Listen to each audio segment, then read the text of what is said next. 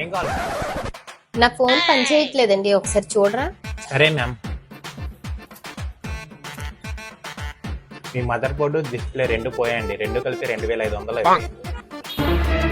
2500? ఏంటి ఆశిష్ గారు ఇక్కడ నుంచి ఉన్నారు? నా ఫోన్ పాడైపోయిందండి, డిస్ప్లే అడిగితే 2500 చెప్తున్నారు.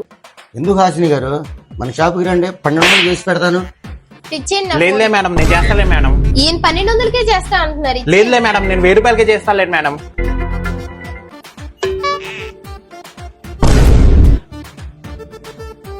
అయిపోయింది మేడం, ఇదిగో తీసుకోండి. ఒకసారి చెక్ చేసుకుంటాను. సరే.